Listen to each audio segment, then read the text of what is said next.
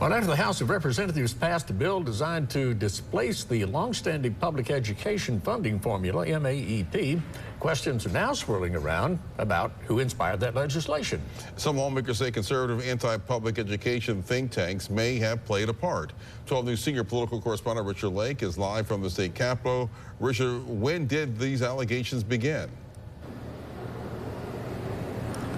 Yeah, Byron, so it all started this morning when House Democratic Minority Leader Representative Robert Johnson held the Inspire Act on a motion to reconsider. Now, his motion failed, but he alleged that the data that the entire bill was based off of was actually misrepresented to the House. Now, the three authors of the Inspire Act have said numerous times that this bill was written by themselves with the consultation of teachers and superintendents. They denied when asked whether they developed this formula alongside any third-party public policy think tanks, and that the data the bill was based off of was given to them by the Legislative Budget Office, commonly referred to as ELBO.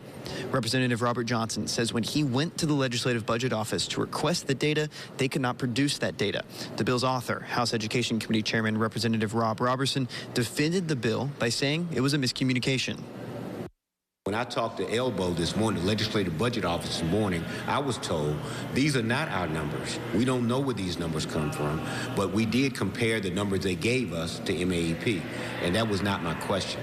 If we're going to rewrite MAEP and have a totally different formula that's supposed to be the answer to the needs that we have, we should at least be able to know whether or not we can trust that formula.